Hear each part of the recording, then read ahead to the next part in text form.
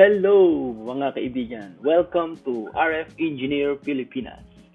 This is your RF guy, Richard Matias, and today, pag-uusapan natin is all about 5G. What is 5G? So, here we go. Okay, what is 5G? Well, over the last 40 years, the world has witnessed 4 generations of mobile communications. So, first is the first generation. 1G. Okay. Yan. 1G, first generation of mobile communication, nag-emerge siya noong around 1980 based on analog transmission with main technologies kagaya ng amps. Amps means advanced mobile phone system developed in North America. And then nandiyan din yung NMT, the Nordic Mobile Telephony, joined and developed by the Nordic countries. And then yung TACS. Yan. TACS means Total Access Communication System. Ito naman galing sa United Kingdom. Mobile communication system was based on first generation technology. Limited lang to sa mga voice services, no? For the first time, dahil dito naging available ang voice services. Yan. And then around 1990 dumating si 2G. Transition tayo kay 2G. Ito is 1990. We saw the introduction of digital transmissions on the radio link. Although yung target service was still voice, yung digital transmission allowed for second generation mobile communication system na mag-provide din ng limited data services. So there were initially several different second generation technologies, including dito yung GSM. Yan. Ibig sabihin ng GSM ay Global System for Mobile Communication. Developed to by the large number of European countries. Tapos, meron din tayong D-amps, digital amps, meron tayong PDC, personal digital cellular, developed and solely used in Japan. And in somewhat later stage, itong mga Japanese, nakabuo sila ng CDMA-based technology. Ang tawag nila is IS-95. IS-95. Ayan. Primarily, due to success ng GSM, nung second generation system, natulungan ito yung mga tao na gumamit ng telephony as a communication tool, at naging part na rin to ng life majority of the world's population. So naging boom talaga yung paggamit ng cellular technology, no? Kahit ngayon, maraming lugar sa buong mundo na gumagamit pa rin ng GSM. And in some cases, even the only available technology for mobile communication, despite of the later introduction for both third and fourth generation technology. So sa ibang bansa, gamit na gamit pa rin talaga tong GSM katulad ito. Yan. Next, punta tayo kay 3G. Mula kay 2G, lumabas si 3G. Yan. 3G. Tawag na third generation of mobile communication, often just referred as 3G. Yan. Introduced to around early 2000, no? With 3G, the true step to high-quality mobile broadband was taken. It enables fast wireless internet access. No? So this was specifically enabled by the 3G evolution known as ito yung natang HSPA, yung high-speed packet access. So in addition, while earlier mobile communication technologies had all been designed for operation in paired spectrum, based on the FDD duplex. So, ano siya? FDD ang unang gamit niya. And then 3G, so the first introduction also, the mobile communication of unpaired spectrum. Gumamit tayo ng TD-SCDMA technology based on the TDD duplex. So, ito ay based sa FDD at TDD. Yan. So, 3G, no? Now we have been for several years sa ating 4th generation. Gamitin natin itong 4G. Tayo kay 4G. Yo! 4G era of mobile communication represented by LTE technology. Yan. So, dito makikita mo na si LTE technology.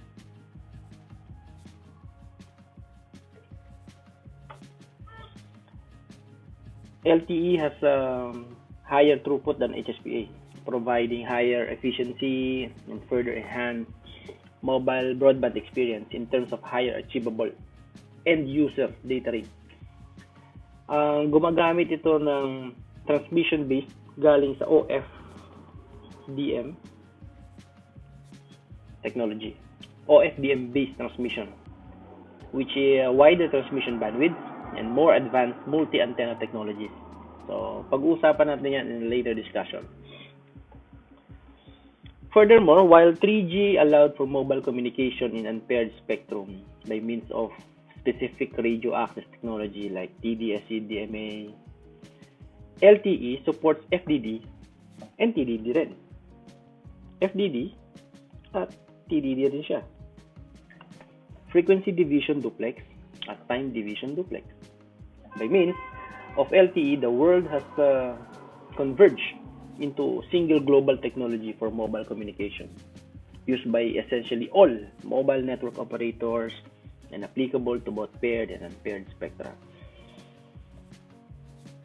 And then the later evolution of LTE also extended in operation of mobile communication networks into unlicensed spectrum. So minsan may mga spectrum na gumamit na rin si LTE. Ito yung mapapansin nyo ito sa mga LAA technology. Unassisted, licensed unassisted technology. Ngayon, puro tayo dito sa mga to, no? Ito kasi, meron kasi isang governing body.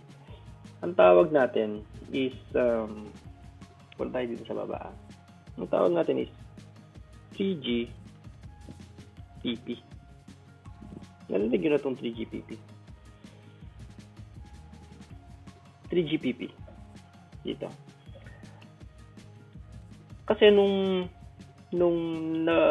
nag-start yung mobile technology sa buong mundo, starting from 1G, 2G, 3G, and then naging 4G. Before that one, may mga countries na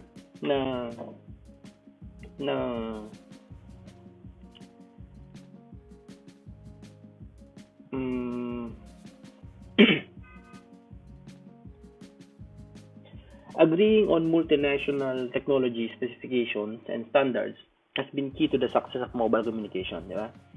So this has allowed for the development and interoperability of devices and infrastructure of different vendors and enabled devices and subscriptions to operate on a global basis.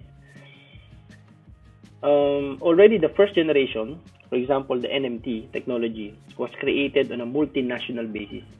So it allows devices and subscription to operate over national borders between Nordic countries. So the next step in multinational specification and standardization of mobile communication technology took place when GSM was jointly developed between large number of European countries within CEPT. Later named ito tawag nating ETSI, European Telecommunications Standards Institute, ETSI. As a consequence of this, GSM devices and subscriptions were already from the beginning able to operate over a large number of countries, covering a very large number of potential users. So however, the final step to true global standardization of mobile communication came with the specification of 3G technologies, especially WCDMA. So nag-work yung 3G technologies initially to carry out a regional basis that separately within Europe, meron sa America, meron sa Japan. However, the success of GSM had shown the importance of large technology footprint, especially in terms of device availability and cost. Now, it becomes clear that although work was carried out separately within the different regional standard organizations, there are similarities in the underlying technology being pursued. So this was especially true for Europe and Japan, which were both developing different but similar flavors of wideband CDMA and technology. As a consequence, noong 1998, the different regional standardization organization came together and jointly created 3GPP standard. Ito yung tatawag natin third generation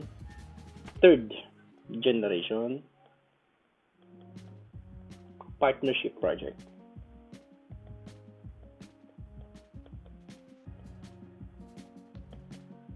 Ayan.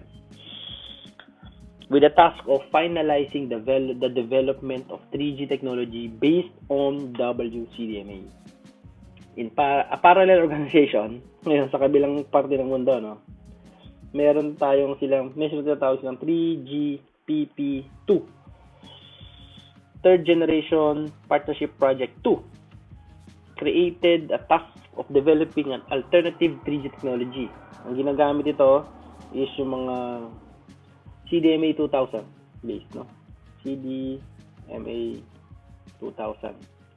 An evolution of secondary galing to kay IS-95. Dito. Ito galing to dito. So, nag-evolve si IS-95 to CDMA 2000. For the number of years, these two organizations, 3GPP and 3GPP2, with their respective 3G technologies, WCDMA. Ito si 3GPP is based on WCDMA. While 3GPP2 is CDMA 2000. Existed in parallel. Pero over the time, 3GPP came to completely dominate and has, despite its name, continued the development. So, mas nagwawagi si 3GPP. And then later on, siya na rin yung ginamit for 4G. And then, sa ating 5G. So, ang nag-develop ng mga standards from 4G to 5G is still tinatawag nating 3GPP. Walang 5GPP at wala ding 4GPP. Okay? So, ayan. So, ano ba itong 5G NR? Itong 5G, tinatawag din nating NR. Discussion of the 5th generation mobile communication began around mga 2012. In many discussions, the term 5G is used to refer to specific new 5G radio access technology. So, gumagawa tayo ng new 5G radio access. However, 5G is also often used in a much wider context, no? Not just referring to a specific radio access technology, but rather a wide range of new services envisioned to be enabled by future mobile communication. Ngayon, si 5G, meron siyang tinatawag na 5G cases. Yung 5G cases niya, distinctive classes niya, ay nahahati sa tatlo. Una, yung EMBB, the Enhanced Mobile Broadband. Next is the Massive Machine Type Communication. And then itong URLLC, the Ultra Reliable and Low Latency Communication. Yan. Ito na tayo sa 5G, ha. Okay. EMBB. Tayo kay EMBB. Balik tayo, ha. EMBB. EMBB. Ibig sabihin nito ay enhanced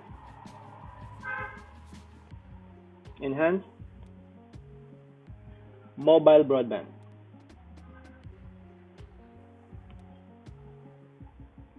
Mobile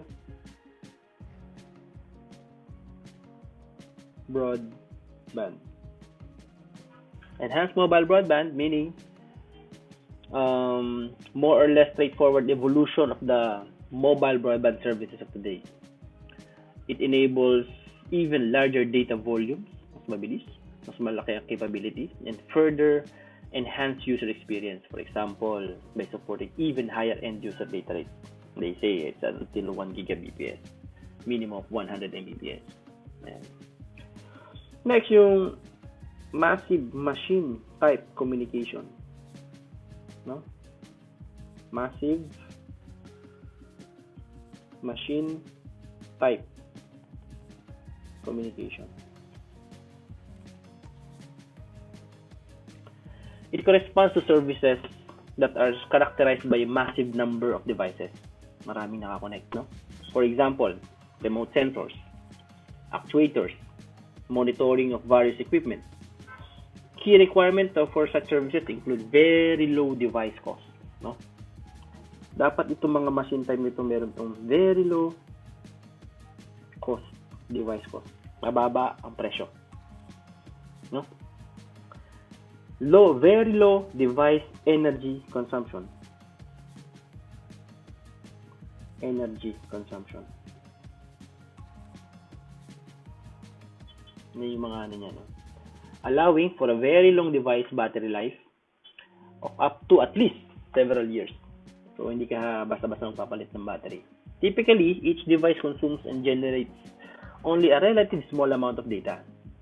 There is support for high data rates is less important. Next is the URLLC.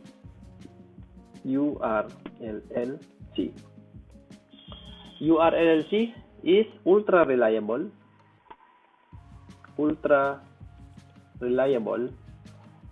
and low latency communication.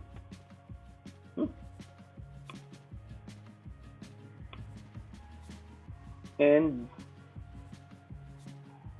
low latency communication.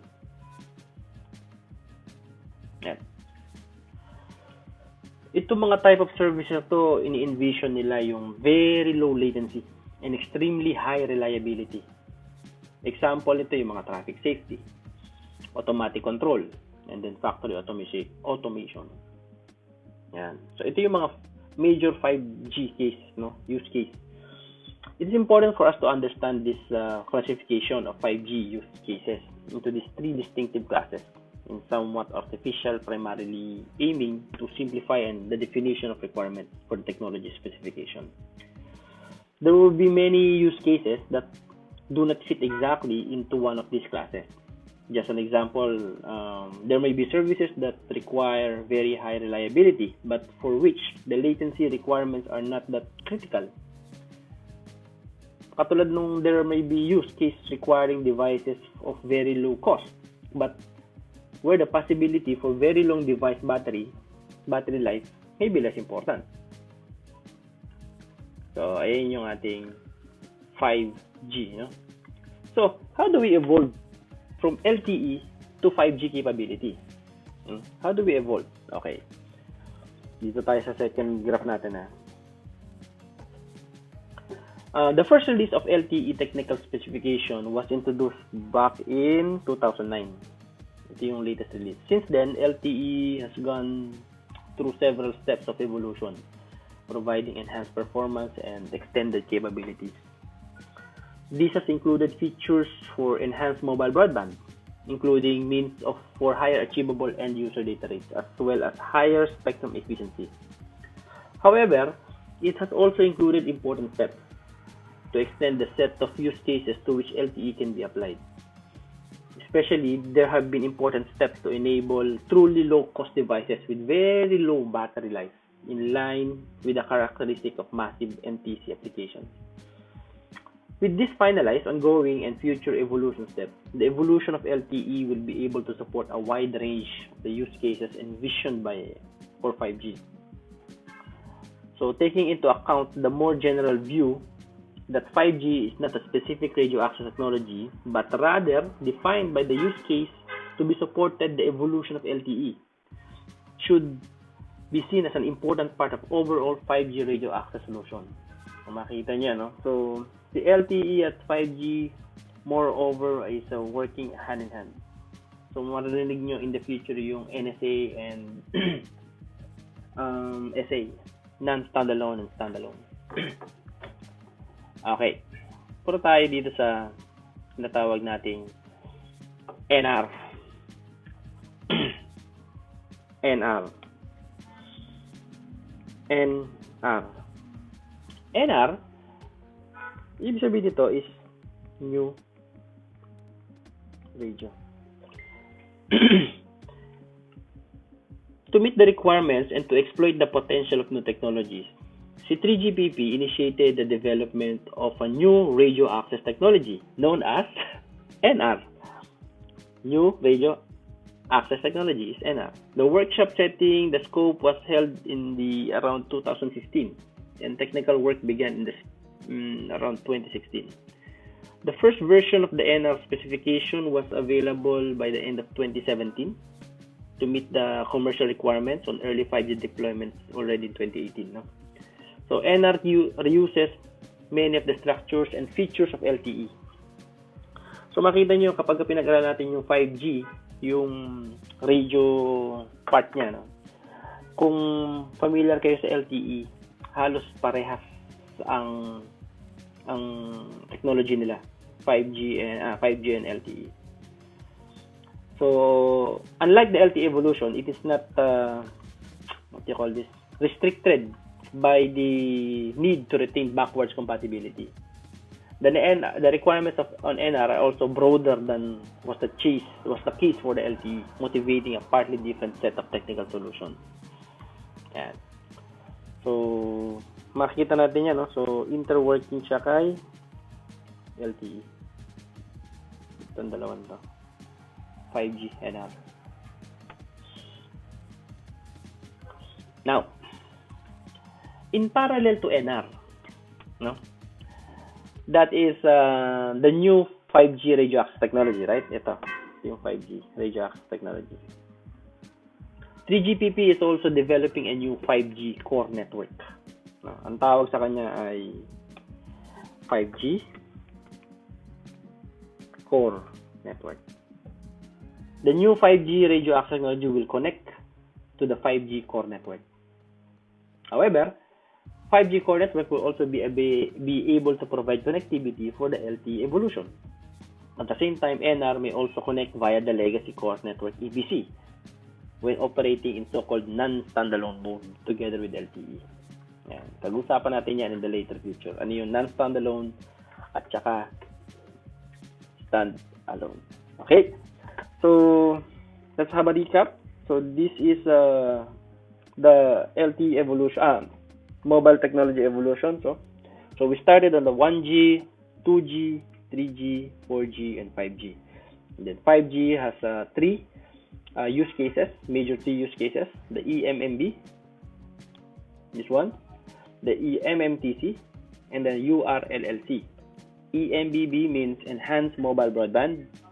MMTC means massive machine type communication, which is low cost and low energy consumption devices. And then URLLCC, ultra reliable and low latency communication. Yan. Ang tawag natin sa bagong radio access technology ng 5G ay NR, which has a tight interworking with LTE. And then NR is connected sa isang core na ginagawa ng 3GPP, which we call the 5G core. Okay. So, that's it for today. So, I hope may natutunan na kayo sa ating discussion about 5G. Brief background. So, by the next sessions, we will be discussing about 5G standardization. Okay? Okay, so thanks again. So, thank you for for tuning in here sa RF Engineer Pilipinas. And then, again, I'm your RF guy, Richard Machas. Maraming salamat po.